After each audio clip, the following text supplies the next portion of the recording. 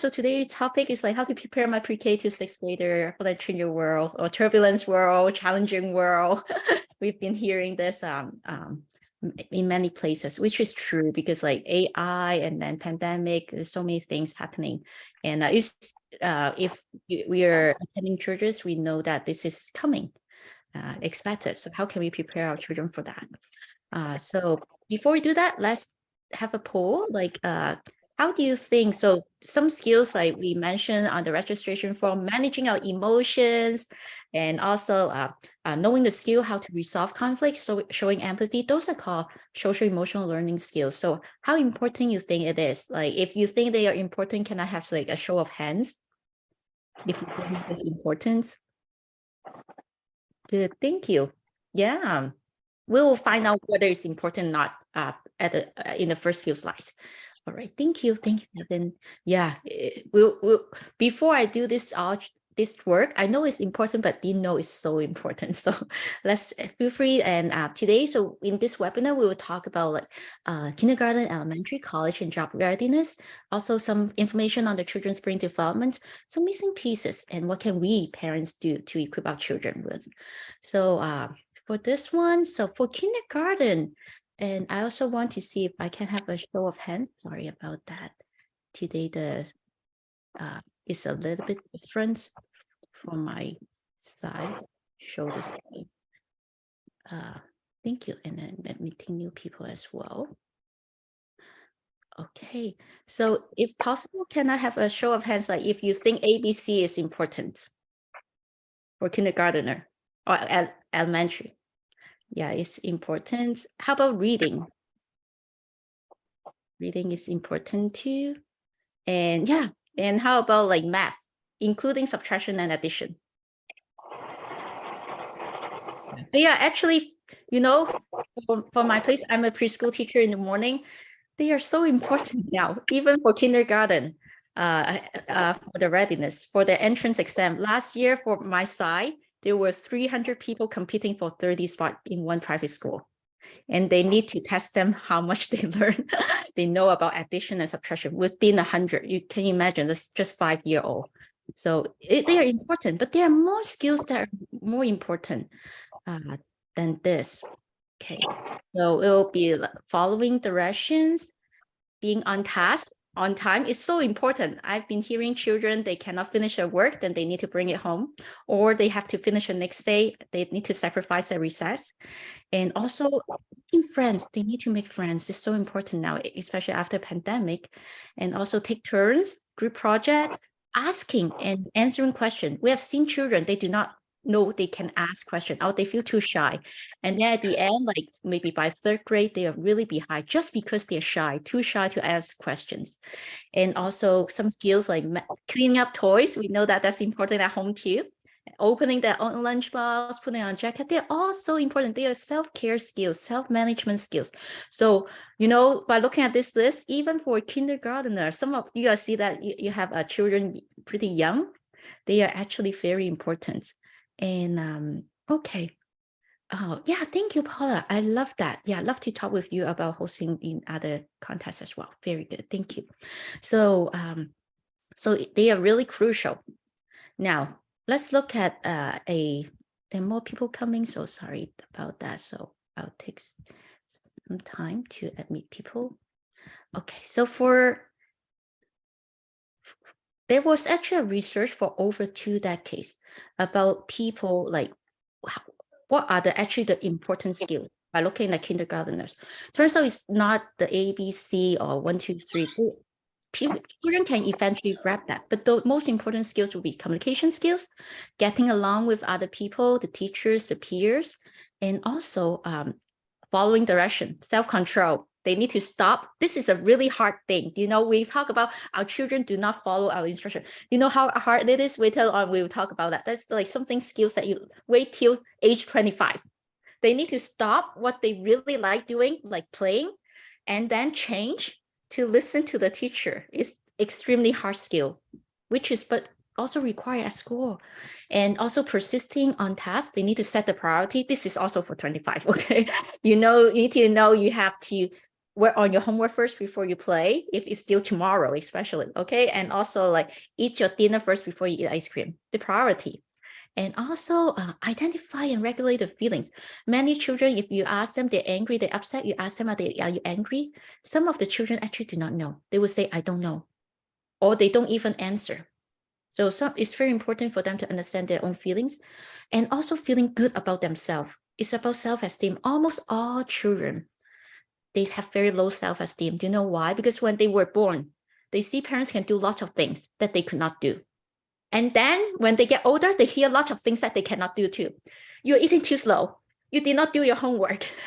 You did not, I asked you to do this and you did not follow. They hear many no's, knowing that they cannot do it. They thought they cannot do it. We encountered children like a 9-year-old. She did not do really well at school. Turns out we asked her why, and then she starts thinking it's because of her DNA. And then she starts blaming on that because of you, I cannot do well at school. So it's very important to empower our children, let them know that they are actually good at many things, find them their own strength, and also show empathy to themselves as well. There are times that I cannot do well, and it's okay, I can move on, some growth mindset. So those, based on Dr. Barbara Smith, 2 decades of research, those are actually very crucial skills for people entering elementary to do well at school. So those, and nowadays we call them social emotional learning skills. In the past, maybe some like people skills, social skills, there are many different names. But now after pandemic, more people call it like social emotional learning skills. So you can see that it's very important for the first question that we ask everyone. And please accept my apology. Okay, good. I can see it now, the button. Now there's actually an others 2019, so just a couple of years ago, an other survey, they interviewed over 200 distinguished scientists and parent groups. So how important these skills are. They are actually very essential to success in school, also actually in career and life. So if our children, if they can learn those skills when they were very young, it will be super beneficial. And I've been interviewing people from different industry, like, do you require those skills like empathy? We'll look at it later. They all say yes. So those are skills that we want to equip our children with when they were young. So now this is another one now. So we talk about elementary. How about when our children getting older, college? They are not there yet, maybe in 5 years, in 10 years, or even like 15 years. But those are actually what college look for now. It's not just GPA. What they are looking for is positive character attributes. What a positive character attribute would be like caring for the community, being kind to other people. How do you show resilience when you face some obstacles? How do you overcome it, something in the past? And also, of course, some extracurricular activities and also work experience. Those are something that actually college look for. So how can we prepare our children for that? We are not like tiger parents. We are not pushing them, but we want them to be equipped with skills that actually people look for to help them build that self-confidence. So look at some college like application forms. What are they requiring now? For Stanford, what they say is, we want to see your commitment, dedication, and genuine interest in expanding your intellectual horizon. So that's a growth mindset. For growth mindset, we teach children, even you are very good at something, you still need to practice. You still need to learn. When you're very good at playing piano, keep practicing. You'll get more. You'll be more interested in it. You can do the more melodies or in a nicer way. We want them to keep learning. It's not just like, I'm good enough and then just stop there. Okay, another university. So today, usually the university in the US today. So in this presentation, one of the question in the college application is personal qualities of the applicant, including leadership, ability, character. But something very important would be concern for others and for the community are considered. So at my church, we are very close to those 2 colleges. So we have people admitted to them. We can see people who are admitted to them are people who are at church. They did lots of community service to the homeless people, to the third world country, do some short-term mission trips, help people build their houses, showing empathy. Actually, that is something that college look for. They will make a contribution to the society. And then how about MIT? They said, tell us about a significant challenge you faced. or something that didn't go according to plan. How did you manage the situation? So they are asking about the situation that you manage a disappointment. You become resilient. You found that it's really difficult, but you can still overcome it. So how do you manage that? So when they answer the question, they're not looking for something that's very recent, right? It's something in the past. So it's good for our children to start building up those resilience, confidence, to share. It's not just for the college application, but something built up in the enrich in their life that they can just share right away. They know that they have empathy to other people. They know that when they encounter situation, they can still get back to their feet. And also, they're not just stop growing there. They will continue to learn. They do not need parents to keep on saying, okay, read the book, study, go and do your homework. They have become self-motivated. It becomes their interest. So those are some skills that children need when they get ready for college. Now, how about this one? This one, it is George Lucas. So what he mentioned is that he's the filmmaker of Star Wars. So he said those are the skills, social emotional lessons they want to equip it should be included in the education process. So it's good that after the pandemic, more schools they start teaching it. We do have some school counselors we know of as our coaches, and they said that they used to just go to classroom maybe once a month. So there were just a few months, right, during the school year. So children did not learn that much. Now they become once a week. Some schools does it better. Maybe every day they got a few moments, have a school counselor to teach them how to be kind to each other, how to resolve conflicts, how to be assertive, how to make friends. So it's getting better. So those are the skills ultimately in the real world that are the main factors in getting hired or getting fired. So let's hear a video talk about his son. And I hear from my own kids, they say, well, I got to do this project with so-and-so, I hate him. And I say, well, that's the way the world is. You're going to have to learn to work with people you hate. That's just the way it works. And it's not going to go away, and you're going to have to learn how to do it. And to have the teachers as facilitators explain it to the students ahead of time, this is how you make this work. Then their projects not only become the academic project, but it becomes an emotional challenge of how do I work with somebody and make this happen. I like to say, unless you're a college professor or a scientist, you're never going to get fired for being stupid. You're only going to get fired for not being able to work with people. And that's usually the way it works in the real world. Now, so it's very important for our children to learn how to collaborate with other people, to see things from another person's perspective, which is empathy skills, also to express their thought without like getting angry or anxious. So those are very important skills that our children need to learn. So in summary, quickly, I see many of you here actually, kind of know the importance of these skills already. So those skills are important for kindergarten or elementary readiness, college readiness, and job readiness. But how about our children? Do they naturally process those skills? Actually, yes or no. Let's look at how our children's brain develop. So like most of us here from church, so we know that God made our brain is very special. Actually, the architecture is already there. We have the area to take care of our social skills, our emotional skills, and learning abilities. They are not just in one region, but there's some important region. The most important one is the prefrontal cortex. That's the cognitive part, and interact with other parts of the brain to enable us to express our emotion, manage it well, and also can make friends and collaborate with other people. So this part is called prefrontal cortex.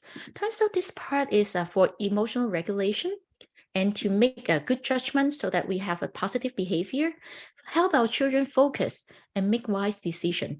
And also other executive functions like we talk about, like setting priorities, good planning, not procrastinating, making wise decisions.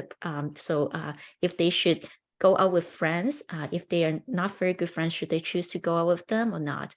So those are the part that the brain handle will be the prefrontal cortex. And this part is very important at the same time, very interestingly, this is the last part of the brain developed. Sometimes we thought that when our children were born, maybe the brain is already fully developed, but it's not really the case. When the children were born, most part of the brain is already developed. Size-wise, it's like about 80%, and then by age 6, maybe about 90% already. But the prefrontal cortex part, here, around here, so it won't be fully developed by age 25. What does it mean? It means our children's brain is very plastic. It's like Play-Doh, you can mold it. So whatever you put in there, they do react, and also affected by the environment a lot. So we need to make sure that they got the positive influence from the environment around them. And children, they're not born with the skills like how to handle their emotions well, how to listen well, how to have a plan. They don't born with those skills, but the architecture is already there. So yes, children, their brain is ready to absorb those skills, but they are not born with it. But they are equipped, they have the capacity to develop those skills through the right experience and practice. It's very important. And when we look at the research work from UCLA, red part means it's not fully developed. So when you talk to a 5-year-old, you see them, they have tantrum, they're not listening well. When you talk to them, it's hurry up, finish your dinner fast. We are in a hurry. Or in the morning, you need to go to school, bring them to go to school, and they are not ready yet, still tying the shoes very slow. You ask them to get ready. You went to get your key and come back, they are still at the same mode. It's because it's so red. They are not ready yet. They have a hard time to have self-control, to focus, or to follow change their behavior right after listening to the command. Now, how about preteen, about 11 or 12? You can see that it's still like around this color. It's getting better, not red, but also yellow or green, about halfway. Now, teen brain, okay, up to maybe 19, still just green. How about 20-year-old? Getting much better now, okay? They have, you can talk to them logically, they can respond logically, but it's still not fully developed. Some parents told us even their children are 20s, they are still staying at home. They're sometimes not motivated. Sometimes they are still very angry, not being able to manage their emotions well. It happens because they are not fully developed yet. And most of the time, they haven't equipped with those skills when they were young. So you may interact with people too, even adults. They are fully developed. At the same time, if they haven't learned those skills, or pick it up, they either learn it very intentionally, take some classes, or learn it from experiences, learn it from parents. Whatever way they learn, if they learn it, it will be there. But if they haven't learned it, it won't. And it's really hard for them to change too. By the time we talk about the brain before age 25, it's like a Play-Doh. You can mold it. By 25, what do you mean by maturity? It's pretty much almost fixed. It's still growing. You can still mold it, but you need a lot of more time and energy, and the results can be still minimal. So it's good that all of you have children who are at a young age. We can teach them those skills so that when they were young, they are equipped and acquire those skills already. So short summary, they don't naturally possess those skills, but they can be taught and learned. Do school teach it? Yes, most of the schools start teaching it, but according to the teachers, it's not effective. Why? Some school, let's talk about some school who are having it first. So some organizations, CASEL, this is already 20-something years old, and Utopia, this one is from George Lucas, the filmmaker of Star Wars. And Second Step, those are good organizations who's been around for decades. But you can see during the pandemic, like many children still suffer how to manage anxiety. You can see that there were still not enough work. Also, some universities provide free resources as well. Harvard, Berkeley, and Illinois, they have some articles, videos to talk about that.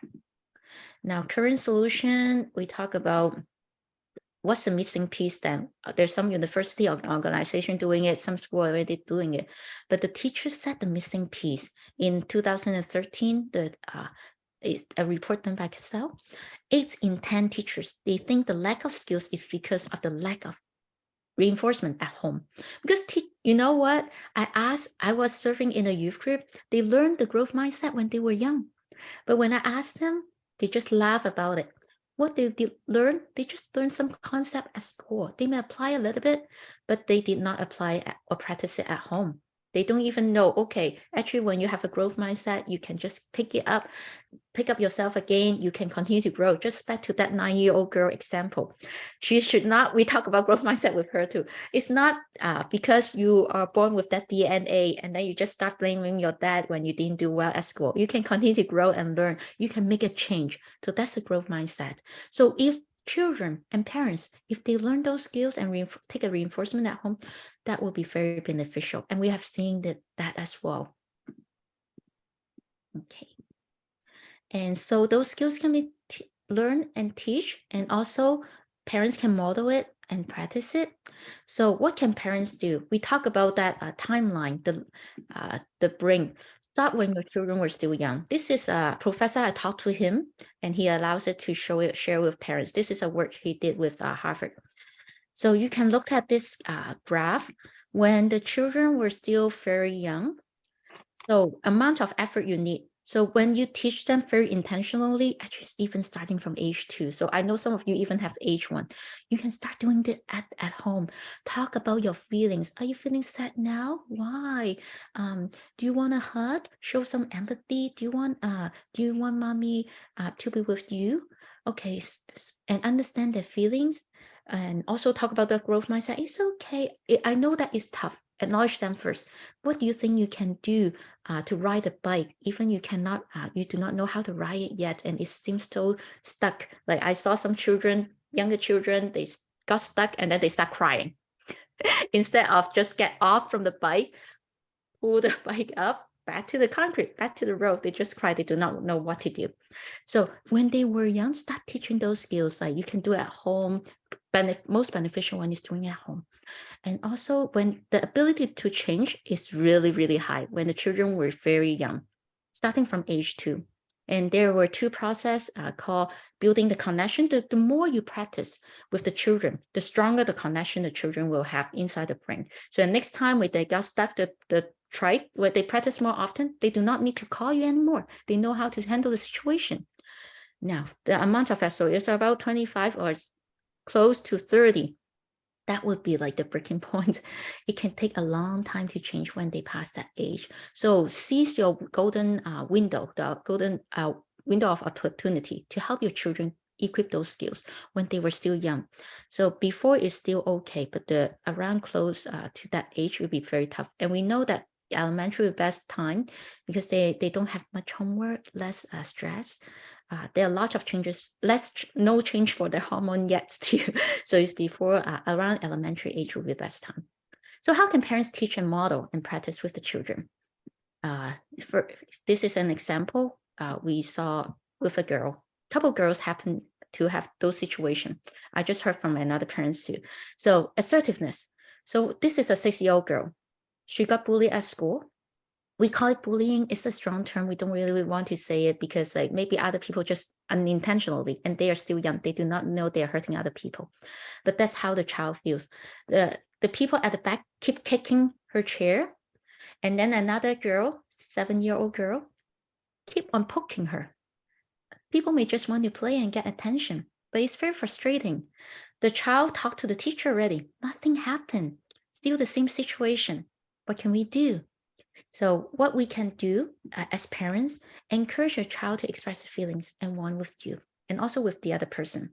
So this one, let's talk about this girl. This girl also, other than kicking the chair, also like making friends too. It's really tough. So when we go through the lesson, we talk about assertiveness with this girl. There was a time there were 2 friends. Very unfortunately, this one also happened in a Christian school. So a Christian family went to a Christian school. There were 2 girls, Kim. When they talked to the girl, oh, you are my best friend. Next day, we are not friends anymore. It didn't just happen once, happened 3 times. So every time, it really like is a trauma to this girl. She cried a lot and mom was really sad and not sure how to help. So we went through a lesson and then talk about like you need to assertively express your feelings. Let your friend know it's not okay. It hurts my feeling. So the next day, this girl went back to school, talked to one girl and said, you know, it really hurts my feeling when you said that you're not my friend anymore because I really like to be your friends. So the girl said that. The day after, one of those two girls came back and apologized. So it really empowered the girl. She didn't go well with those two friends now. She make her own new friends. But things like this happen, right? So she now know and have the skills to be empowered. She knows the situation. She can be in control. She did not need to victimize herself or become another bully to another person because she was being bullied. Now she could stand up for herself, talk to other people, and other people now knows too. The other person may not know, the other person knows, and then just came back to apologize. So it's important to teach our children skills like assertiveness, how to express a feeling and thought in a calm and respectful way. Then other people know how to interact with each other. And those are skills important for preteen as well. You know, they change their voice, like when people laugh at them, you know, it's very difficult. So they should express the feelings too when people laugh at them. Now, there's another example, managing this. This is a skill for managing anger. So it's very simple. Some children maybe not wanting to eat or have sibling rivalries. This is a 4-year-old girl. So, so this is very interesting. So we ask the child, what's your anger level? For younger children, we let them know about the colors. So you can do that too at home. So how angry you are. So we can give them a level. Okay, red, very angry, furious. Orange, angry. Yellow, a bit annoyed. Green, calm. Okay, what's your red level? And then you, as parents, we can guide them to think of some coping skills. So this girl, she got angry very easily, especially with dad.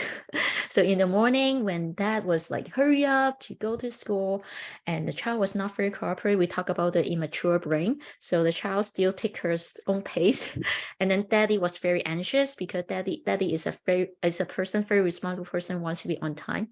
So they got a fight. It could happen every single morning. And they didn't want it to happen too. Now, after learning the skills, we provide parent-child coaching, and you can learn it through different ways too. So this dad, very good. He did so well. He was so, he found it so difficult, the situation, but he could calm himself first and then ask the girl, like, what's your anger level? She said orange. Then do you want to drink some water or do a somersault? Those are some coping skills that this girl chose. And the girl did it. And then they got back to the happy mood and then can get off to start the day joyfully, calmly, instead of like having another fight. So it's important to help our children to manage those strong emotions, starting from a young age, though this one was since 4-year-old. So, and all of this apply to older kids as well. Another example, growth mindsets. Sometimes, you know, it is tough. Children, they find it hard. If we ask them to learn some skills like playing piano, they find it hard. This is our 5-year-old. He found this very challenging to learn new piece. And so how can we help our children, right? If our children got stuck on something, how can parents encourage them? Teach them the growth mindset, knowing that they're just not there yet. And what other skills you can think of? There's a 5-year-old, we asked him, he did it so well. Okay, he can change the fixed mindset into growth mindset swiftly. And he took the class with that. And he did not need that to remind him too. And he shared the ways is, I need to remember my notes faster so that I can move faster, my finger faster, and get the right notes. He thinks that he didn't play well and he was frustrated about himself. So we can encourage them, you're not there yet. And there's some skills, think of some other solution to empower yourself so that you can pick up the skills and not be like having that low self-esteem bothering you every single time you learn piano. You know, you can practice and be better to build up the self-confidence. So, and yeah, so it's very important. This is a suggestion. We also even emailed this professor from Stanford. She's the one, Carol Drake, created this growth mindset. And she's so nicely replies our email saying, okay, it's not just about yet, but think of some skills that you can learn to help you move on and go to the next level. And yeah, and this child think of like, remember the notes better.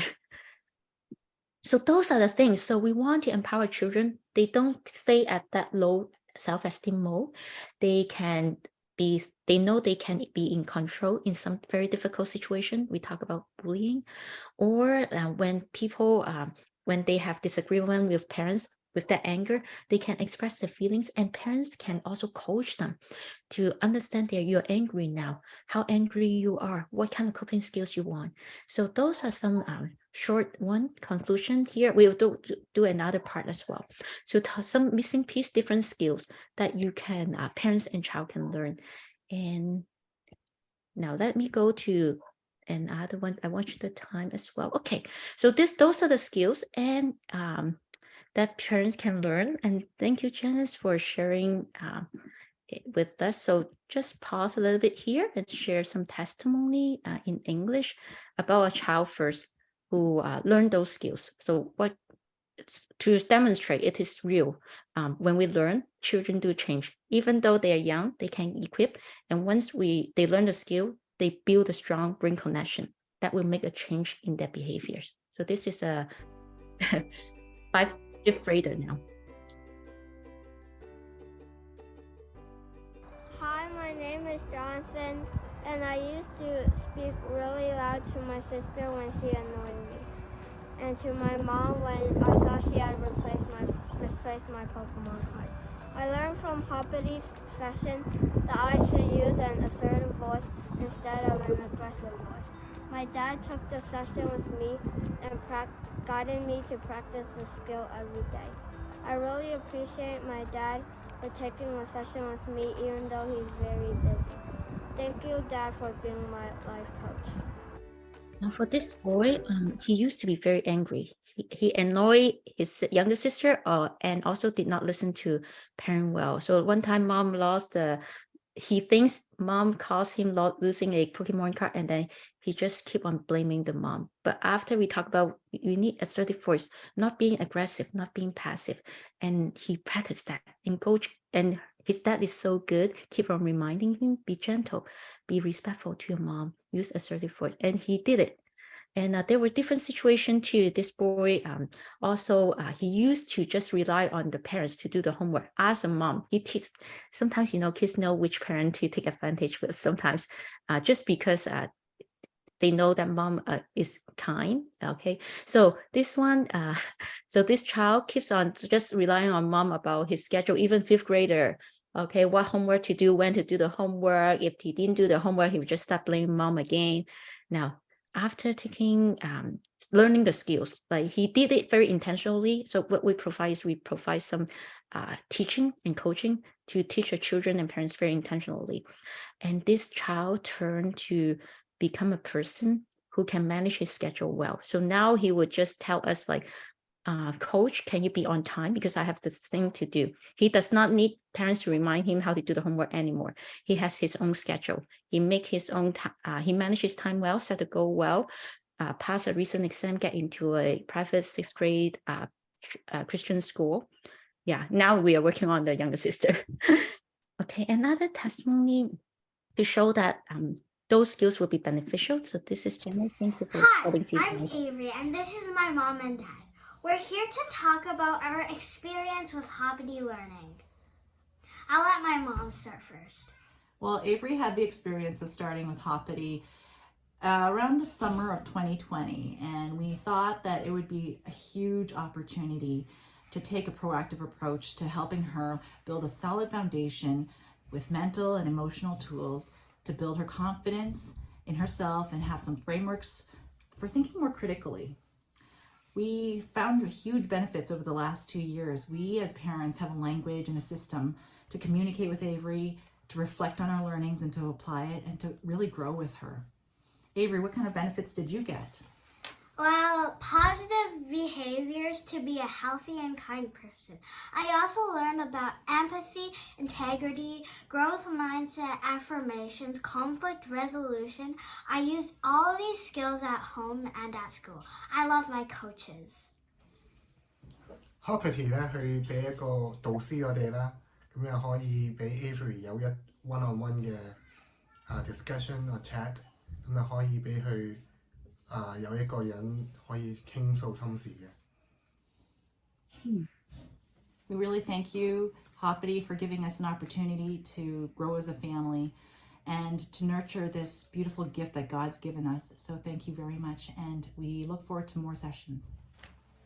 Thank you, Janice and the family. Yeah. So we are so grateful. Some children who are with us for about 1 or even 2 years. We got some children graduating too. So for 16 topics, they just start with one at a time. Don't look too far, okay? Because it's tough. Just one baby step at a time. But when we are building the brain, we can see the benefits. Like when they learn the skills, practice it at home. That's so important. And especially for us Christian too, we see that sometimes it's really hard to follow God's word. They say not to provoke your children to anger. How can we do that? If we can manage our emotion well, if our children can manage their emotion well, they can live out God's word easily. And also, how can children obey their parents? This is pleasing to God. If our children know how to express their feelings, not throwing a tantrum, or just screaming or crying, but use words, and also assertively, not aggressively, and also have the conflict resolution skills, they can obey their parents. So this is our hope. Like when we children equipped with those skills, it helps with their school, help with the college application, help with job in the future, help with their personal relationship, supportive relationship at home, and also like help them to live out God's word more easily. So this is the part one of this part, and I would like to also got some more time. I would like to share a bit more to some also very practical skills that parents can use in building the relationship. It is something that we teach the parents as well, and we ask them, we keep them accountable.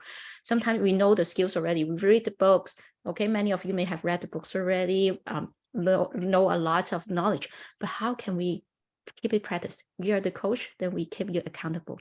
So those are the skills that we teach parents, like we call it PILS. We teach them problem solving, joint problem solving, so conflict resolution. Teach them, parent and children, empathy, encouragement, how to affirm your child, active listening, how to share feelings with I statement, how to do, this one is for parent only, scaffolding, and also setting limits. So let's hear some example. Those few slides I showed in one of the previous webinars before, and it may be a review to some of you. So let's listen to this one. How do we do active listening as parents? So those are skills that you can use at home right away. Coach you and your child to practice communication I'm skills. tired. Can I do my homework later? I know you are tired and you don't want to do your homework right now. Abhay, I'm Now this one, the child said he was tired. Can I do my homework later? Mom did really well, right? I know you're tired. You want to do your homework later. Do you know how many times it took the parent to hear it? 3 times. The first time we asked mom to repeat, mom said, I know you're lazy. You don't want to do your homework. Is that what the child said? No. And then the second time, mom continued to say, we asked mom, can you hear again? Is what he said, you just need to repeat.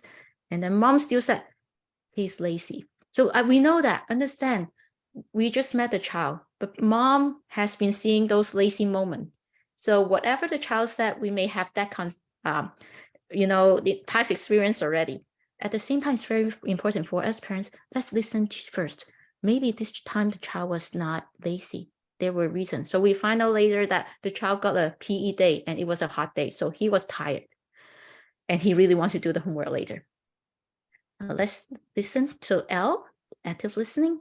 Now let's do the empathy. Okay. Coach you and your child to practice communication I'm skills. tired. Can I do my homework later? I know you are tired and you don't want to do your homework right now. Abhay, I'm worried and frustrated about not doing your homework. Mom is feeling when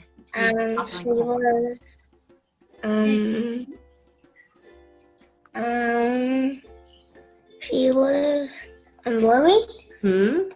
So Yeah. now this one, empathy is when you can repeat your child's feelings. So once we have active listening, we can repeat. That's empathy already. So you can see this boy, first time, he learned already. He can listen well and also learn that mom was worried, not mad. Usually children will say, you were mad at me. It's very difficult. I've been teaching preschooler for over 10 years. And also some of the older siblings usually come back as well. Even 5th graders, sometimes they just come back to my preschool for summer. and I got to talk with them how they are doing, and also coaching the last few years. Most of the children, they were very worried that parents were mad when they didn't do well. But actually, we know it's not just that, just we are anxious. We want to help them and we are worried. So after children knowing that mom is worried, they usually can change their behavior right away. Couple of times. We got many success stories as well. Okay, let's look at the other one. Problem solving. Coach you and your child to practice communication skills. Can I do my homework later? Yeah, keep starting. I know you are tired and you don't want to do your homework right now. Abhay, I'm worried and frustrated about not doing your homework. Mom is feeling when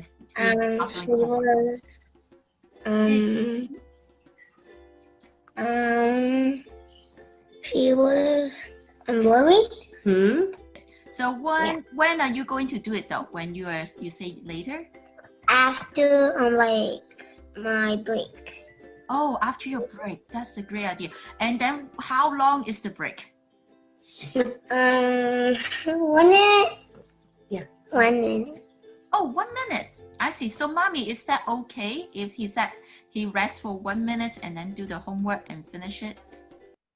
Now, so problem solving is involved two people. Our children actually, even since for 4-year-old, we can involve them to share the feelings about the problem, not doing homework because he's tired. And also find a solution together. Ask the child to suggest some solution. And parents too, not just the child, both sides, help the child know that it's collaboration.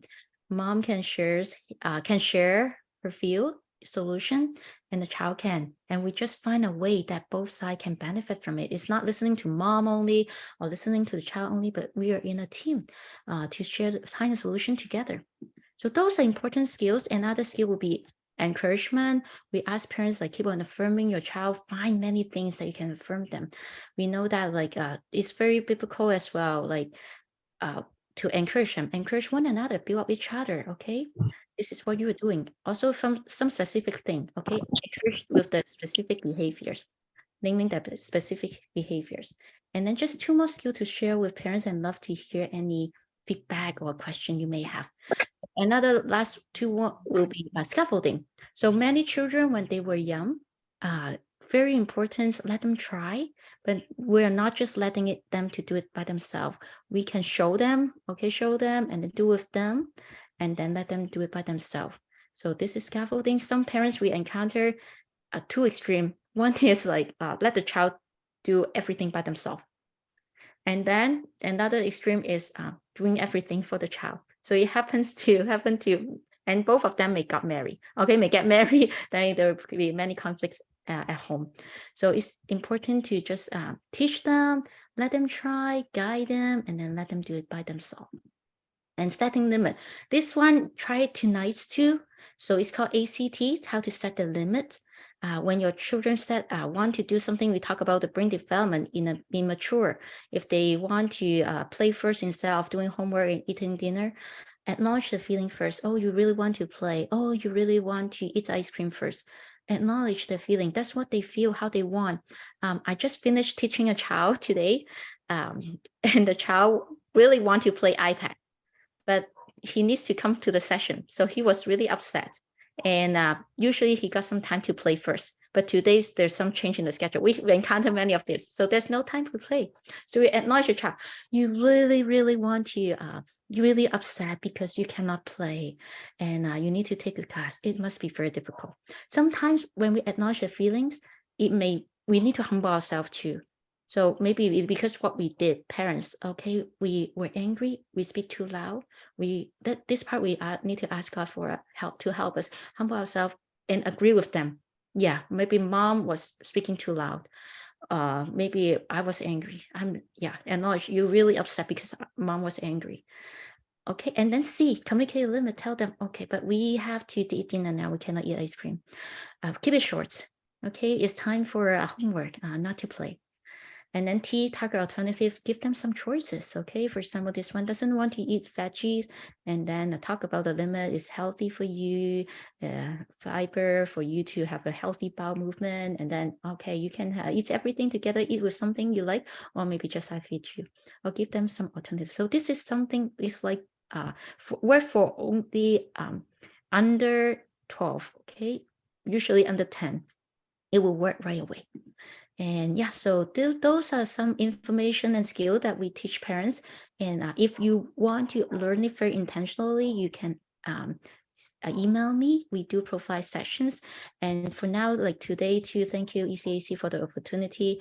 We are also starting to collaborate with churches. We really want the service to be more accessible and affordable as well. So we are finding opportunities to train church volunteers to become a coach like us. We'll provide the training at a minimal cost to church. And then parents can enjoy the service with half of the regular rate, so that it will be beneficial to children and more accessible and affordable to families. We really want to see a great change in children because it's been working. It's science-based, evidence-based, and now and we also just signed up with a company who's the leading company of the world to measure their social emotional level compared to all children across the US as well. So this is for today, and love to hear any question you may have.